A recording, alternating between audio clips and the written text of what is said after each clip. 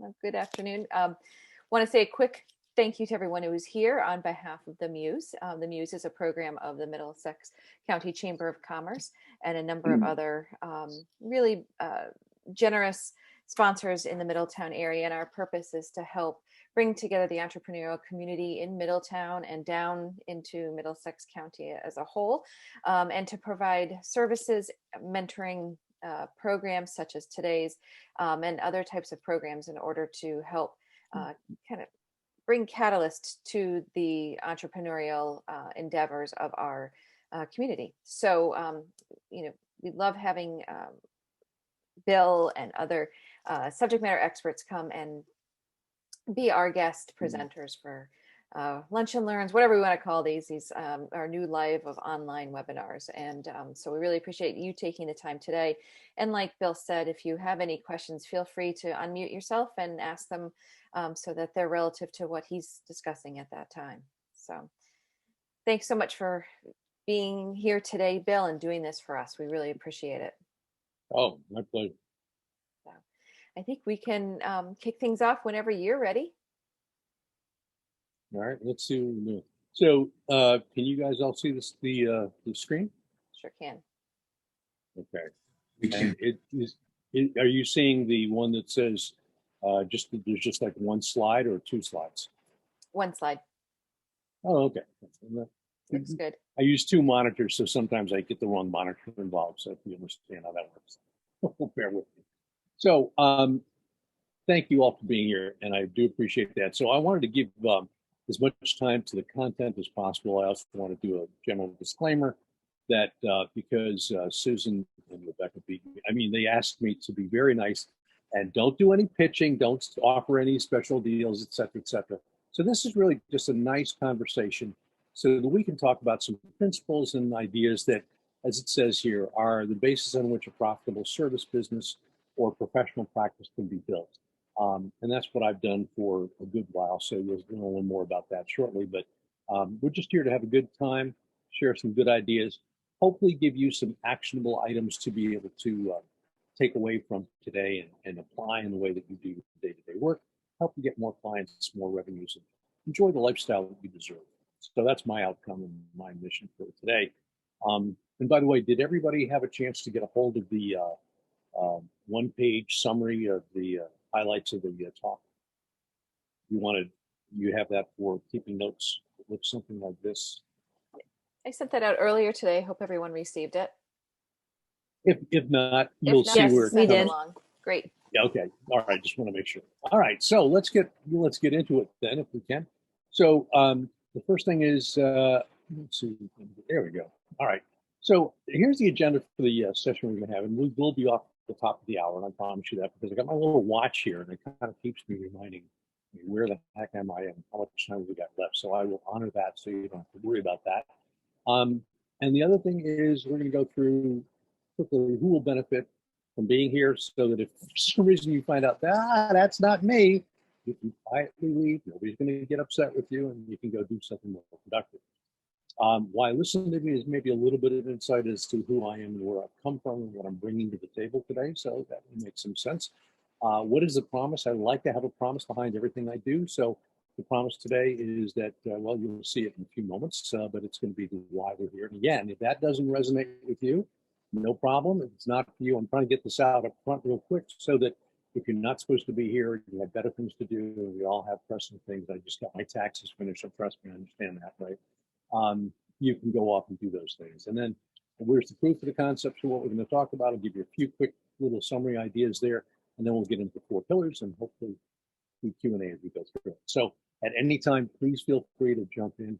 Let me know in the chat, or Rebecca know in the chat you've got a question, or just unmute yourself and say, hey, clarify something you just said, and I'm more than happy to do it. Okay, is that a fair set of rules all around? Sounds good. All right. Now, one thing I do recommend is, what you're going to get today is kind of a recipe for what you want to do. But I'm going to tell you, until you bake it and taste it, it's never as good as just reading a recipe. So what you're going to get needs to be applied. And if you apply it, you'll see benefit from it. So just my little admonition, remember to don't read the recipe, taste the cake. It's much better. Okay. So let's get into the agenda. Who will benefit from being here today? Well, these are some lovely people. In fact, I think one of them is actually on the call today down there, Dr. Ulwin Louise Pierre, who's a good friend of mine out in Chicago. She's one of the people, and you got different people on here, but they're typical the kind of people who I think are self-employed individuals, people who are coaches, consultants, or some kind of professional advisor. Hopefully you kind of see maybe an element of yourself there. And if you do, then you're in the right place. If you also feel that you are a problem solver, if you tend to think that you have clients rather than customers, you sell services, not products that sit in a warehouse in Parsippany, New Jersey, waiting to be drop shipped someplace out in the world. And the real deliverable that people are buying when they come and do business with you is you. If that's you, and you want to be able to meet people who look like your ideal client on a monthly basis, month after month after month, and meet those people through people who know, like, and trust you, then this is going to be a good program for you to be in. If it doesn't feel like that's you or what we're all about, I got to tell you, I ain't got much more for you. So, maybe an early spring round of golf or getting back to some things you didn't get to this morning you meant to would be a good thing to do. So if you need to do that, please feel free to understand. But hopefully I've wet the whistle for what's to come, and we're going to get into that now. So why listen to me real quick? This is me in a former lifetime. I used to wear ties. I don't wear ties anymore. But the letters are true. And the reason I have those out still is because part of my audience of interest are people who are financial planners, accountants, and attorneys. And that tends to give them at least a little bit of comfort that maybe I'm someone in the same kind of fraternity, if you know what I mean. I created a program called Get More Referrals Now, which is a coaching program that helps people generate introductions to people of interest to them. I also have a program, another online service called the Expert Directory, which allows people to find people that they need when they're ready to spend time and money with somebody through someone who they know, love, and trust. So that it's sort of a vetting process of helping people be found by people who need them through people who you both know, like, and trust. And that's pretty important. Otherwise, you might as well just do a Google search, right, and take the chances. And we also have, excuse me, a service called Client Machine, which is a weekly drip email program that we do all the heavy lifting, we do all the work, research, writing, the releasing, and the reporting, and people just use keep in touch, stay in mind, and build a preference for their own personal brand. And we do the dirty work on that, and that's usually a pennies a day kind of a program, but it's a nice way to get started. And I've got good clients that I've worked with all over the world, and some of whom you'll hear a little bit more about in the near future. So I guess I bring in a little bit of history and a little bit of experience to the table today to bear on the challenge. And then what is the promise of what our program is going to be for you? Well, here it is. The promise is that you're looking back over the week with a beverage of your choice when you suddenly realize something really good happened. A lot of people are expressing an interest in your services. And you're meeting with more people who can best understand, value, desire, and afford the beneficial difference you can create in your life. A lot of these people are seeking you out through their trusted advisors, and you have a plan, a game plan of what to do, when to do it, who, how, and all that. To make sure you keep in touch and stay in mind with your top people so they never forget you. They talk about you when they talk to other people, and you get more people coming to you through other people because they know, love, and trust the person who heard it about you in the first place. And as a result, your relationships, referrals, and revenues are growing pretty nicely. And by the way, this is all done without you having to do anything illegal, immoral, or unethical, and without you having to feel sleazy, cheesy, or dirty, which was a term somebody once shared with me. And I said, can I steal that? That's a good way to put it. And when this is done, you will know your real value to people. Not that you don't already, but it may help bring some clarity to some fuzzy parts of it. You'll have strong belief in yourself, or an even stronger belief. You'll have an easy to follow recipe on how to make all this happen. You'll meet with highly qualified people, and you'll do it on a regular basis, month after month after month. So where's the proof? Well, here's a gentleman who I love Tom. Tom's down in Brantford. It's a nice house on the Long Island Sound, looks out of the Thimble Islands. Yeah, really good. And he's a member of the $1 Million Roundtable, life member of the Top of the Table, very successful individual, still a great practitioner. And as he said, I wish I knew you when I was starting out in my career, would have helped me be more successful even sooner. So Here's a guy who's terribly or wonderfully successful who felt that he saw some good things happen. Um, Another is a CPA up in Glastonbury. He's been using our referral system, and it's resulted in a lot of introductions and new revenues for his firm. Gentleman down in Alabama, in Birmingham. Well, actually, today I think he's actually in Nashville. He's on holiday with his kids, but he's somebody who also has built a lot of good things. In fact, he's on his second business. His first business he sold for some serious amounts of money, and I was able to be part of that, and I'm part of the currently in. And this is one of my other clients down in Melbourne, in Australia, Dave Jennings, who is just a super cool guy. And again, I've helped him to figure out how to meet people, fool people all over the world, and do business as a result. So that's a little bit about my background. I don't want to belabor it, but I do share with you that this is not my first rodeo, as they say out west. So let's get into the 4 pillars of success. And again, I ask if you have any questions, just pop them in the chat or unmute yourself and say, whatever you want to say or ask whatever you want to ask. So here's the 4 pillars. First one is wear your crown. Second one is don't kiss toads. Not good. Buddy up and steady as you go. So these are going to be the 4 pillars we're going to cover today. And as a result, I think you're going to get the outcomes and the promise that we talked about earlier. All right. So the first one here is wear your crown. And how many of you remember that wonderful phrase, the elevator pitch, right? You have that moment where you and someone else are suddenly thrust together for a few seconds at least, or a couple of floors, and you have to say, oh, who are you and what do you do? Most of us have a feeling kind of like this guy. Oh, God, no, not the elevator pitch. I'm always working on mine, right? I mean, I never get it quite where I want. I'm always, it's a work in process. How many of you feel like that? Is that something you can relate to? Well, here's the real reason why. It's important to get this one down pat. And I'm going to try and give you a formula for making it so you don't have to keep reinventing this wheel too many times. What if somebody was looking for someone who was a royal, a bit of royalty? We won't get into the current issues with the poor folks over in Britain. But if you had a way of standing out, the idea of wearing your crown and letting people know who you are and what you do means the right people will not miss the opportunity to engage with you. So we want to make sure we're always wearing our crown. And the way to do it is to use that sort of formulaic pitch approach, which is who do you help, what do they get, and why do they care? And that's really the kind of the formula of it. And so we're going to give you a chance to figure out how to play with that a little bit. But and I'll add 3 various keys to make that even better than what most people hear when they hear about this. But just let me take a couple of people. There's this gentleman who is, at the lowest level, you could say, well, he's a doctor. I mean, he's wearing the stethoscope. He plays one on TV, I guess. But what he tells people he does when people say, so who are you and what do you do? If he's not wearing his white lab coat and all, is, well, I help high school athletes to stay healthy so they can go to college of their choice on a full athletic scholarship. Now, his real client, his target audience, isn't the high school athlete. It's the parent who wants to say, I want to keep my money in my bank, not in some bursar's office of the University of College. But he provides a communication of what his value is so that people can relate to it. And hopefully, if they're the right people, ask more and possibly engage with him as a service provider. This one is a beautiful lawn, isn't it? Palm tree, nice house, beautiful lawn. This is a lawn care company. And what they say is, I help homeowners with the big lawns. They have a lawn that looks so good. The neighbors hate their guts and don't want to invite them to the block parties anymore. Now, if you own a big house and you have a nice big lawn, that's actually not a bad outcome to have to shoot.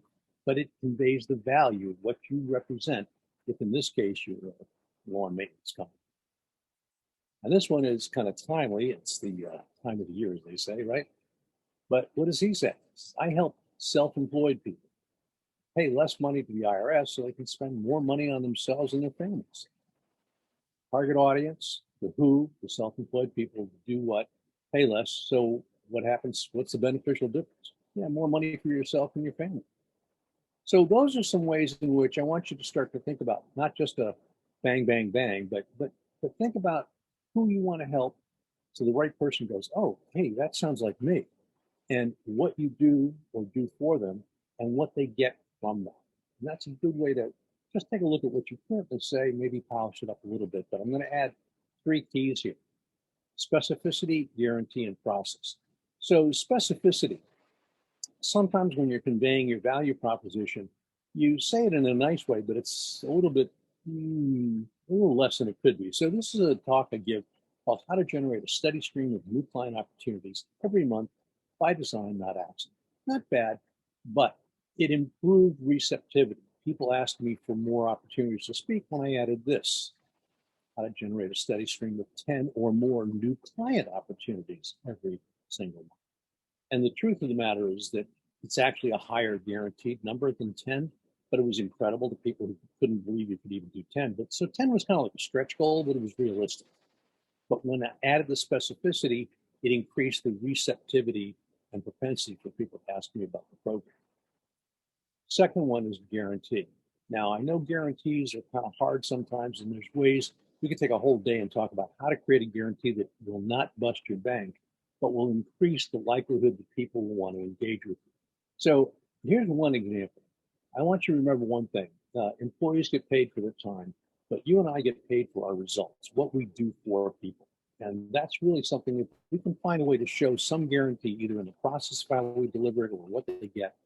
That's a good thing because it reduces risk, and risk reduction increases propensity to consume. At least I think I remember that from the economics class years ago. So the idea here is we want to get something going in this area. And I'll tell you, this is one that I use, and you may find some way to take it and play with it and adapt to your own practice. But think about this. So I give people a no risk guarantee. And the way it works is this. I say, if you work with me for 30 days, at the end of 30 days, if you're not happy, you can go away. We hold harmless. We part as friends. You owe me nothing. Now, I know that the likelihood that if somebody stays and works with me for 30 days, and there are conditions they have to satisfy, that the probability is that most of those people tend to go ahead and stay with the program, pay their money, and enjoy the outcomes that they came from in the first place. It's a way of giving them sampling, a little bit of a taste of what's to come, but without burdening them with the risk that, oh my gosh, what if I make a bad decision? I'm stuck on the hook. No, you're not stuck on the hook at all. But I got to tell you, I'm selecting you as well as you're selecting me. So I don't offer this to anybody who I don't feel I can deliver the outcome to. But since I know that and they don't yet, I say, no problem. If it doesn't work out, you're free to go. That increases a lot of people's ways of seeing what I do in a different way. Think about how that might apply to what you can offer to people. What's the beneficial difference you offer, and how can you guarantee something about that process that allows you to not go into the poorhouse because you're getting taken advantage of, but at the same time increases people's likelihood of wanting to come back and spend more time and possibly some more money with you.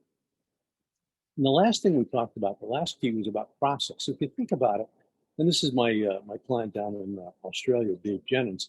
He's got a 7-step process for systemology, 7 steps that take you from where you are to where he promises you can be if you spend time and money with this company.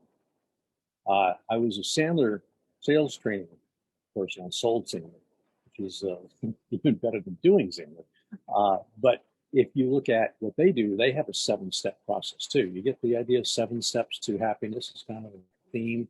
It is. And they had everything from beginning with bonding, rapport, upfront contract, paying money, decision, presentation, and fulfillment, and then post-sale.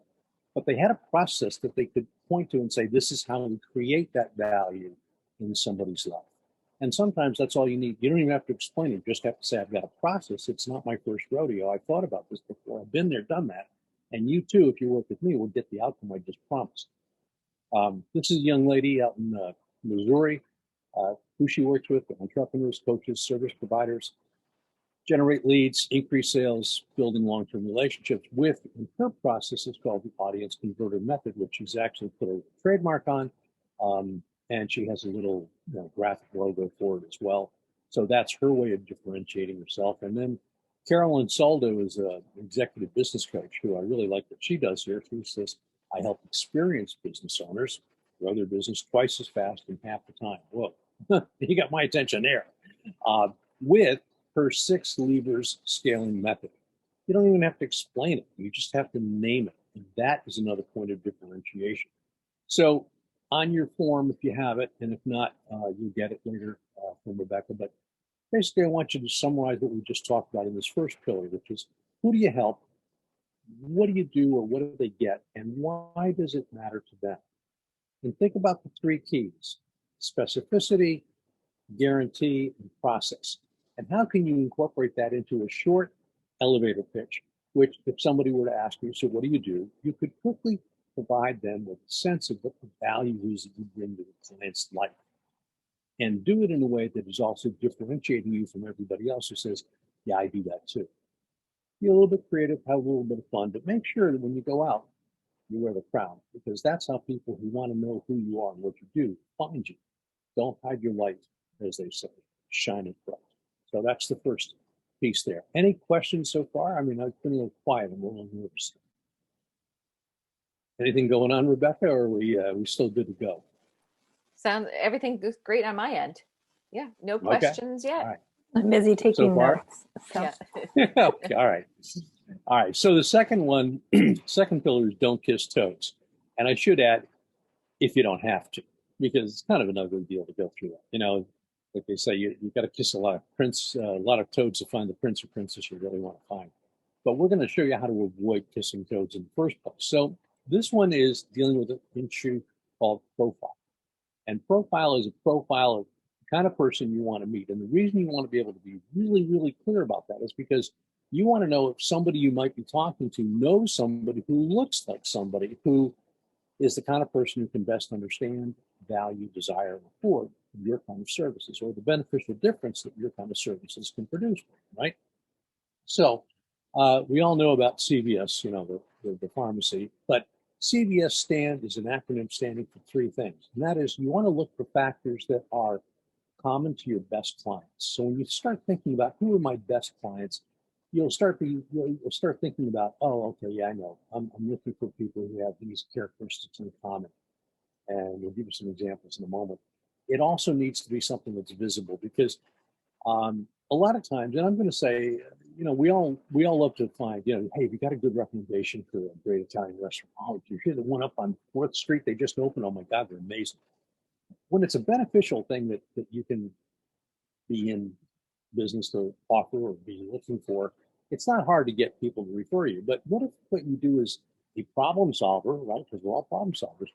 The problem we have to solve is not always something people are happy to admit to or even want to, you know, acknowledge. So what if you're a marriage counselor? I mean, who wants to stand up and say, hey, you know, anybody know anybody whose marriage is in the toilet these days? Boy, can I help them? You're not going to get an awful lot of response. So keeping it visible simply means, do you know anybody who has, is, or does something that you don't have to make a judgment about, and you don't have to be psychic to figure out? It's important. So that's why we have visible. And the third characteristic is, what are situations where your capabilities are particularly useful and help people out? So I'm going to suggest to you that you want to look for 4 characteristics. And these 4 characteristics came about originally when I talked with a client who, this was many years ago, but was a financial planner down in Southport, Connecticut. Yeah, off of exit 19 off of 95. And the premise was, come up with 4 characteristics that would identify the kind of a person who you feel would make a good client. And so here's what we came up with. You know anybody who commutes to New York City? It's either yes, I do, or no, I don't. Notice it's not, let me think about that and get back to you. No, it's like, yes, I do, no, I don't. And that's one of the reasons why we try to keep this from being something that we're not looking for referrals, we're looking for introductions. So we just want to know, do you know anybody in your sphere of influence, your circle of network, people, contacts, who fit one or more of these characteristics? So that was the first one. Second one was, do you know anybody who has a live-in nanny? Oh, yes, I do. No, I don't. Okay. Third one was private school. Do you know anybody who sends their kids to private school, like Choate, Cheshire Academy, you know, Hotchkiss, those kinds of places, Fairfield Country Day. The last one was, do you know anybody whose other car is a Lexus? I guess the first one was a Bentley or some, you know, big bad Mercedes or something. So those 4 characteristics worked pretty well. And after a few weeks, they were getting introductions to people who had one or more of these characteristics. And guess what? correlated highly with the kind of person who had the assets and the income that could best utilize a financial advisor. And then one day I get a call, and Reed says to me, Bill, I'm just going with one characteristic. And I go, oh, I'm getting a little nervous now. Well, why would you go to one yet? Before you want to be kind of diverse. He said, no, I'm just going with one. I said, well, what are you going with? Bill, I'm just asking people, do you know anybody who owns a big boat, 42 foot or bigger, that they keep at a marina on Long Island Sound? And I'm like, where did you come up with that? He said, well, I had a friend of mine who's got a big boat, and we went down, for the weekend, and we partied hardy. And I got, stinking drunk, but I got more appointments than I knew what to do with. I'm filling up my assets under management like I can't believe. And to this day, he is top of the table, $1 million roundtable member. But how he got really going was, and the traction he wanted was, he had to have a very clear idea of who he wanted to meet. And he would ask people, do you know anybody who's got a big boat that they keep down at the marina on Long Island Sound? So clarity about who you want to meet enables people to help you meet those people if they have them in their circle or sphere of influence. And that's how we're looking at that. So in this part of your handout, your three characteristics, again, are common, visible, and situations that suggest you may be a person of interest. And then write down 4 characteristics that you think, if you were to share with somebody in a conversation, say, hey, Columbus, oh, by the way, don't suppose you happen to know somebody who owns a business, somebody who has more than 10 employees, someone who's an accountant, or someone who's a financial advisor, whatever you want. I remember years ago when I was in the marketing side of my business, I used to work with veterinarians. And it was very simple. I'd turn to somebody and say, hey, by the way, you don't own a pet, do you? Yeah, you got a vet? You like him or her? And then I can show you how to get an introduction to that person. But first I had to find out, do you have someone in your world who looks like somebody I'd like to have in mind? And if you do that on a consistent, conscientious basis with the people you run into, and you'll be running into them hopefully more now that COVID is starting to wind down, hopefully a little bit, you'll get more and more people to be in contact with you, can be helpful and appreciative of what you do. All right. Third one is buddy up. Now, in the old days, I don't know if you ever had to go to a place where, pool or summer camp, they said, we want you to have a buddy. And if you blow the whistle and say, buddy up, you got 1, 2, 3, 4, 5. If you don't have your buddy by then, you're both out, because you got to go looking for your buddy, and it's not a good thing. So it was a way of keeping them safe, but it's a good thing to do here too. So what we're going to get at here is how to find people who can buddy up with you to help you meet more people through them and their connections, but at a higher level than just a casual opportunity. So quick background. There's a guy named Robin Dunbar. He's a social scientist in Britain. And he came up with what they call the Dunbar number, and basically found that all of us have about 150 plus or minus people who are in our active circle of influence. People who, if they heard, oh, do you know Rebecca? Oh, yeah. Oh, Rebecca. It's the ooh-ah factor. It's like we know her, we trust her, we have regard for her opinion, etc. But those are people who don't go, I'm sorry, Rebecca, who? Right? So it's the people who are in your inner circle. We each have about 150, which means that if we're connected to other people and they have 150, before you know it, you end up with an awful lot of people who are only 2 degrees of separation away from you.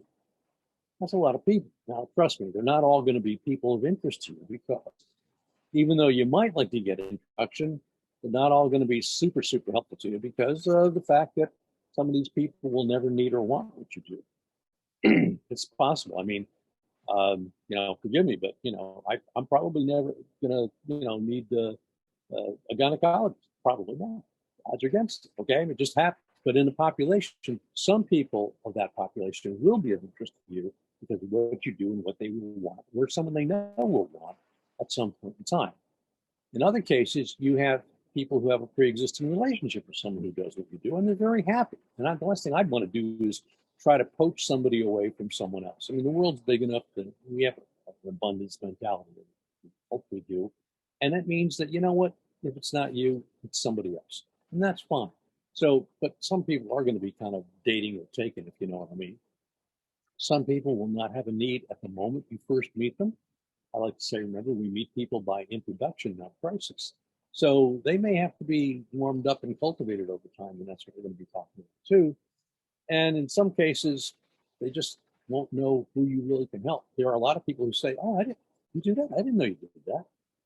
How many opportunities have they walked by that they could have helped you connect with somebody who really needed you, but they just didn't put the puzzle pieces together in the right manner, figure that out. So there's a lot of reasons why, even though you have a lot of opportunities, they're not all going to be likely to manifest. But the good news is, if you got 22,000 people all hooking up with you, you'd be pretty busy, and that would be kind of stretching your capacity. So I'm going to ask you to think about two kinds of people: sources and partners.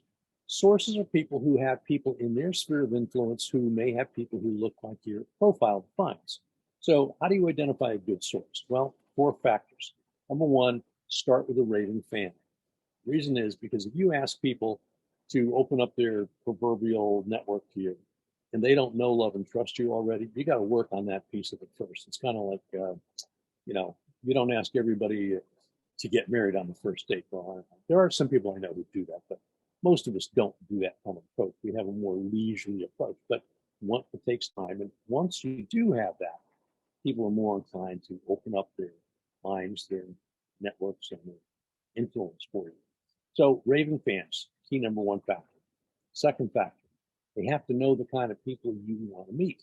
So that's why your profile becomes so important. You share that, and people will either say, yes, I know someone like that, or no, I don't. You know anybody who owns a horse? Yes, I do. No, I don't. You know anybody who's a veterinarian? Yes, I do. No, I don't. So that's going to be important. And if they don't have the people in their sphere of influence, they can't be much help to you. But they only need a couple in this sphere who look like the people that are in your profile for you to have a potential opportunity to get an introduction, build a relationship, and generate a client. That's how that one is. They have to have gravitas. When I said, but Rebecca? Oh my gosh, Rebecca? Yes. Oh my, she's so impressive. I don't know, right? Or Susan. That's the whole point, is they've got to have gravitas for you to leverage that on your behalf until you earn it for your own stuff. So you're going to borrow their influence and prestige until you get it yourself. And they have to be willing to help you. For some reason, some people just are not inclined to help, and that's okay. So what? Move on. But in most cases, if you have these 4 characteristics, you have potentially defined a person who is a good potential source of opportunities for you to meet people who could look like people that can best understand, value, desire, and afford your services. Now, the next group is leveraging on that, and it's called partners. Partners are sources who have 4 additional characteristics. And the first one is they have to be revenue responsible, meaning they have to be in a business of some kind, because they understand what you do is important for them as well. And that is generate clients, generate revenues, go to the bank, a little more often, a lot more money. The second factor is they have to serve a similar clientele. And the reason for that is because you want to be able to do cross promotion. You want to be able to leverage the opportunities you both bring to the table on behalf of one another. So marketing gets to be a lot easier when you have a business owner who has a service audience that is similar to the kind of people who you would like to be servicing as well. Third characteristic is don't find somebody who's going to offer something that's in conflict or competition with what you do. It should be complementary. And I'm not saying that they should be saying, oh, you're wonderful. I'm saying complementary in the sense that maybe it dovetails. Financial advisors and an accountant, or financial advisors and a business coach. People who serve a similar audience, but in a different way, are great fits for potential partners. And of course, the last one is, I call it the fire in the belly factor. You want to make sure that somebody who comes into contact with people is hungry enough to want to be able to do the work necessary to really seize the opportunities to work with you and for you as a partner in the referral game. So that is what I look for. So to summarize it, you've got sources and you've got partners. Partners have to fit all 8 characteristics. Sources only need to have the first 4. And that's nice. But, you can only go back to a source so often. A partner you can go back to all the time because you're always exchanging value on a much more frequent basis. And that's why you only need about, I'd say, less than 8 people as partners, and you can be really filling up your date book on a regular basis. So think about who might be a partner for you and find ways to connect with them and forge relationships, and that can be very productive. So summarizing this part of the puzzle, we've got the 2 sources and partners. You got 4 characteristics in each. You can write those down here. Or you might also want to jot a name of somebody who might be 4 people who might be possible sources and 4 people who might be possible partners, and make a plan or make a commitment to reach out to them in the near future and invite them to have a serious conversation about how you can be of help to one another. Because buddying up keeps you safe, keeps you profitable too. Quick question, Bill. Question, yes. Quick question. God. So you mentioned, I'm getting tired of my own voice here. Yes. You mentioned that on average you have about 8 partners, but I missed the part about the resources. Are they, or the sources? Are they? Is there a certain number, or magic number for that? No, you can have as many people as you have in your network. Again, Dunbar's got that idea. We've all got about 150. I think business people can get more than that. Although, you can have hundreds of. I always say on LinkedIn, I've got supposedly 2,000 plus contacts, and I hate to say it, but a lot of those people I picked up when I was just kind of not thinking. And if there was a lineup of 10 of them and no names, and they said, pick any one of them and tell us the name, and you get $1 million, I'd probably go home broke. Yeah. Okay, because we don't have the intensity of that connection. So these are people who know you well enough, and who know people that you may want to know. And if so, then it's not too hard to figure out how to show them how to help introduce you to those people under very favorable terms. And some will, some won't. So what? But we'll talk about the next thing, and the steady as she goes is coming up. What do you do with the people who you get an introduction to, not by crisis, but by introduction of somebody being nice, saying, hey, I think I know Rebecca, she's very cool people, without any agenda.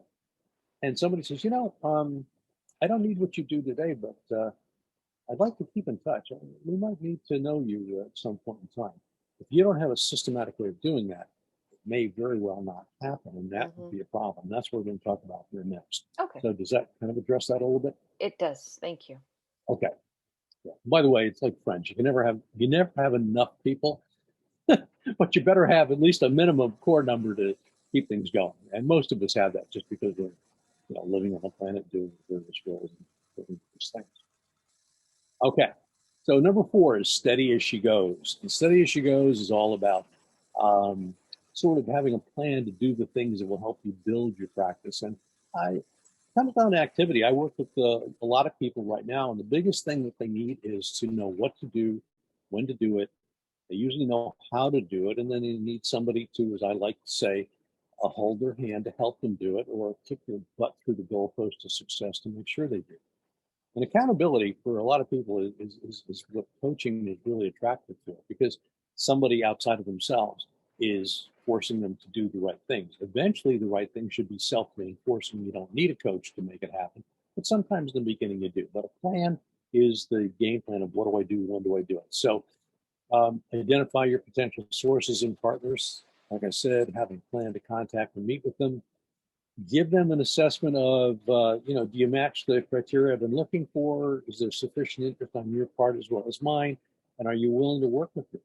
That's what I would be trying to figure out from an approach to those people that you have that might be a potential source of partner.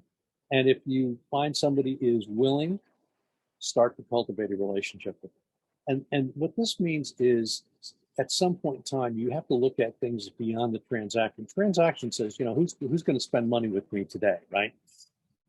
But I'm looking at the long term, the lifetime value, the people who will say, well, this year, like last year, and probably like next year and the year after that, and so forth, I'm going to be spending time and money with my accountants, because they know I represent a stream of income opportunities, not just the one in the moment. And so if we think about building a relationship-oriented relationship business, which I think most of all of us are in, are positioning us to be people who will be recurringly important to people. And that means recurring revenues too. There's going to be multiple opportunities. But if we fall off their mental shelf, if somebody goes, what was, geez, she was in, I think it was Chester, or was it Shelton? And she had some kind of a business, what do you call those things? What was, and you're going, no, it was real. That's what happens if we don't stay in touch and top of mind with people. So I'm going to give you a very simple 4-step process of how to do that. And if you can automate it or delegate it, even better, to a virtual assistant or someone on your staff, even better. Just make sure it happens, because you will stay top of mind with people. They won't forget you. And when the time comes that they or someone they know needs what you do, that value proposition, kind on the head thing, they're going to go, hey, I know who it is. Let's go call you. And you will get calls coming in. So that's where it comes in. So here's how it works. Once a month, send out something that used to be called newsletters, but frankly, news is about me, and it's not about you if you're getting it. So this is always about the recipient. This is, I have a 1-page client letter, I call it, and you get it even if you're not a client, because I'm going to treat you like a client, so you know what it feels like to be a client. So that when the time comes, you're going to go, hey, that's what I've been waiting for, But I give a 1-page idea once a month that has a very simple topic to it, a quick little background on it, and then very unique for me, at least I think, is the set of actions you can take to see value from this. So it's a step by step action, action, action, action, to go from learning about this idea to earning with it. And that's what I do. That's one of my 4 touches, and you can follow that same idea. The second one is a very simple thinking of you email. So you should know your person well enough, for the people you're working with, right? You want to build a relationship with, to say, what are you interested in? Well, I've got, actually, my accountant is a horsewoman. She owns horses. She's a riding instructor. She also does accounting and taxes and business valuations and all that kind of stuff. But she loves horses. So I go into Horse and Rider magazine and I find an interesting article, and I'll say, hey, I saw this post and I thought of you. There's the link. Hope you enjoy, Bill. That's all I need to do. And it's another little touch, another little touch, another little touch. After a while, people don't forget you, because you are reminding them that you are here and ready when they are. Even if you're not Delta Airlines, they're going to be ready when they are. Third one is a personal insight email. And this is something, by the way, I would recommend these don't go out every month, but you can stagger them, and there's a way to kind of set it up in the system you have. But basically, let's say you do on odd months, you can send out the personal insight email. So there's 6 times a year. You're going to send out something that reflects your values or an insight or perspective you have on something. And the reason for that is because people buy who you are more than what you do. What you do, there's a bunch of people in that heading in Google, even if we dumbed it down to geographic delimiters, there's a bunch of people who do wrong, right? But who you are is the differentiator, and that's the ultimate way in which we have to recognize. So we want to share who we are. Maybe you did a long weekend, and you went up to Mount Washington, and you learned something about riding your bike up that mountain, which is a nasty thing to do if you ever tried. I promise you. You can also fall over backwards at points trying to go up that mountain, but a lot of people make it. The point is, it might have taught you something about how life works, how business works, how relationships work. You share that, and people go, oh, yeah, I can get into that. I understand that. Yeah, man, I'm with you, man. Guess what? All things being equal, it's not equal anymore. You're a preferred provider of whatever it is you do, because who you are has come through. So sending these things out don't have to be terribly complicated. We have people who can write them for you. You can find somebody who likes to write these, or you should. But share who you are, because people buy who you are, and then they buy what you do.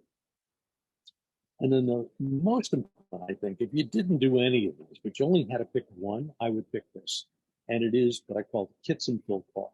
And that's because I remember watching something at, I think it was Foxwoods or something, that they had some Indian, pageantry or something. They had a strange name, like kits and fill. So I coined it. And it basically means keep in touch, stay in mind, so people will fall in love with a brand called you. And that's really what we're trying to do. We're trying to stand out from the crowd of all the others who say I do the same thing that everybody else says they do. But you want them to feel like, yeah, but all things being equal, it's not equal. It's you. You're my provider. So once a quarter, you pick up the phone. I know this freaks out a lot of my friends in New Orleans, but I say, trust me, get over yourself. Get over yourself. Call up. Say, hey, Rebecca, it's cool. How you doing? Seriously, how you doing? Everything good. Okay. I want to know what's going on in the world, because are there any challenges that somebody's having that maybe I can't help with, but I may know somebody who can help with? See, now you can make a connection. Now you got two people who will love you. One for having found a person they can trust who can do what they need, they didn't know how to do something on. And the other one says, I found a client I didn't even know was out there waiting to find me. You're the person or the party that brought the two pieces together. That's called generating goodwill. Guess what? Goodwill, last time I checked, is not taxable by the IRS. Thank God, I've been screwed. And it will get you a lot of people thinking about you and working on your behalf to help make more introductions for you. That's what happens. So think about, is there anybody you know when you hear of a challenge somebody's having that you might be able to say, I or someone I know could find somebody who could help you with that I could say you can trust? And then permission to call back in 3 months. Keep that going. And you will find that each month you have people to send your client letter to, your thinking of you emails to, your personal insight. And every month, a certain number of people that month have to be called because it's their quarterly month for that keep in touch, stay in mind, fall in love call. And if you want to know how to do it, we have a special report. I actually work with a lady named Liz Hill. She's down in Fairfield County, but she will manage this whole program for you, does it beautifully, takes it off your back. And she's, unfortunately, she's more affordable than she should be, but I'm trying to teach her, get the rates up a little bit. But she's extremely affordable, very easy to work with, and a delight. Quinnipiac grad, business communications and computer science graduate. So she's a smart character, and she does this work for a lot of clients. So that's, if you want to know more, you can find out. And the last one is, let's summarize steady as she goes. Reach out to 3 people a day. And the 3 people you want to think about are, if nothing else, and I'm kind of reducing that other we just talked about to the simplicity of 3, but prospect, client, and someone who could be a strategic alliance or a partner with you. Because even if it's just to call up and do a kind of a quasi-Kitson call, it's really important that you do that. And think about what you're going to do every month, on the odd months, and the even months, and once a quarter with somebody. If you can build a system, put it in place, delegate it to somebody else to do on your behalf, you'll be responding to the system. You won't be trying to run the system, because that's where the systems break down. So get it codified, get it in writing, get it to somebody else, and get it going. When it starts going, you'll be going to the bank a lot more often than you thought. Trust me, that is going to happen. So we got a few minutes left. We're just going to do a quick recap here.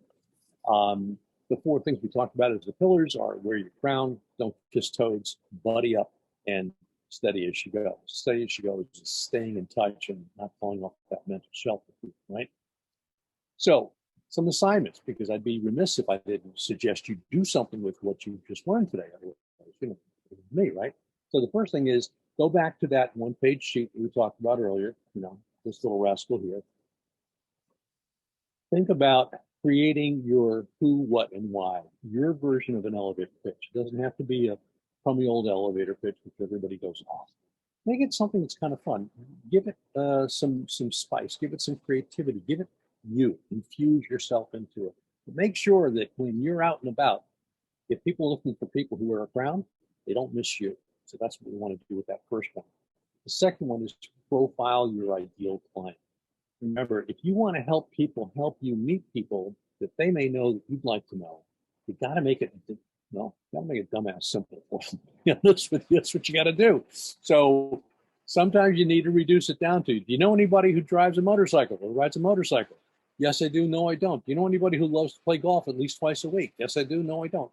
Whatever the characteristics are you have found correlate highly with the kind of person you want to have as a client, codify it, put it down, get 4 characteristics, share those with people and say, oh, by the way, don't suppose you know anybody who number 1, number 2, number 3, number 4.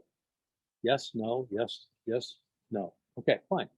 But that's going to give you the basis for saying, now I know somebody who knows somebody that I don't know, but I'd like to. And then you can get an introduction to that person. Not a referral, but an introduction, so you can begin the process of building a relationship and being their go-to person in your field. Third thing we did was to make sure you find great partners. So we gave you those 8 characteristics to look for in people you know to see who might filter through that and qualify to become approached by you about being a partner. And the last one is make sure you execute the plan. Putting your plan in place is one thing. Doing your plan is a whole nother thing, but it's the thing that will make you productive and profitable. You got your handout form here, which if you don't have, just let me know or let Rebecca know, and we'll get a copy to you for your purposes. And just again, a recap, we've now finished up with everything except the famous part called Q&A. And I'll say we've got about 5 minutes left, but I'll be happy to answer any questions that may have been percolating around in the meantime, and see if we can get you a good answer before we end the program today. So Rebecca, anything in the chat or anybody want to unmute themselves? Well, Sheila did have a question about what FIL stood for, so I let her know that that was fall in love. I think just mentioned that. But I guess I have a quick question on, once you do get that, a partner has given you that introduction or given you the name of somebody, and they do that introduction for you.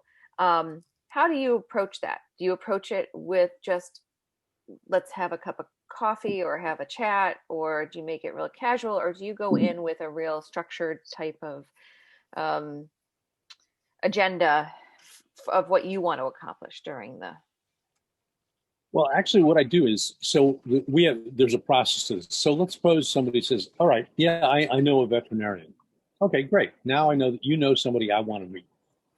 What I do is, and this is part of what you do in terms of educating your sources, and your partners will get this. And, trust me, when the partner, here's what happens. I meet every other month for a luncheon, or I used to. That doesn't happen anymore, but it's the same equivalent.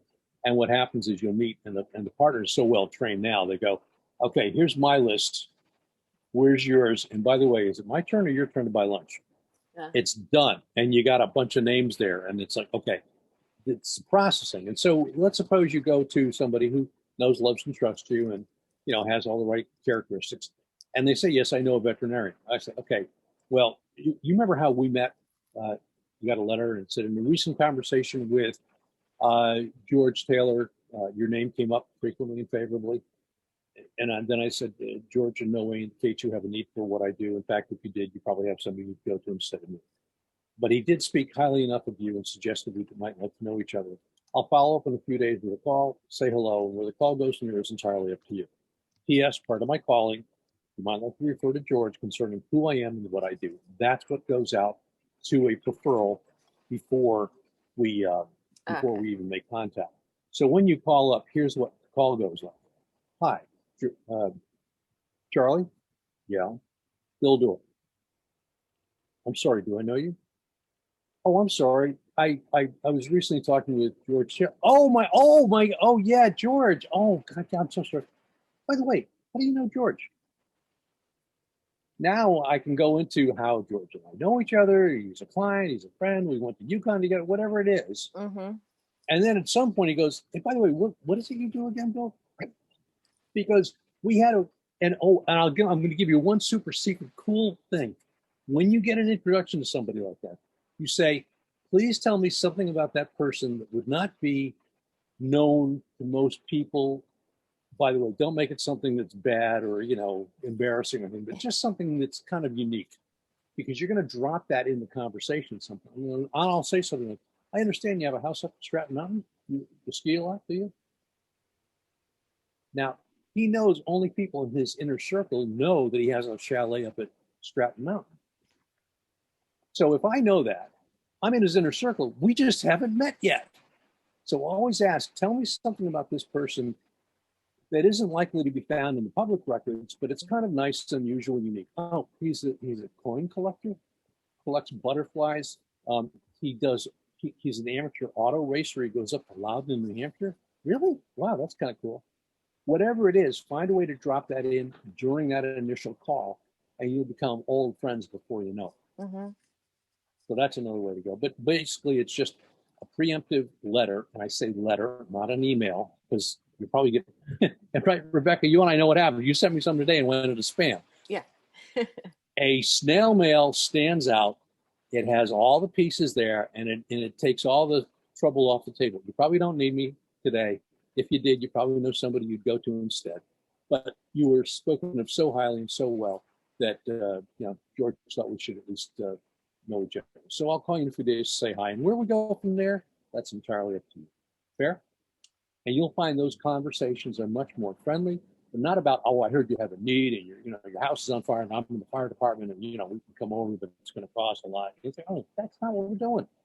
We're making a connection with a person who looks like the kind of person who at some point in time will need what you do. And if they don't have a preferred provider, you want to earn the right to be that person. Mm-hmm. Simple as that. Super. Thank you. That was very helpful. I have a question. Yeah, Sheila. Hi.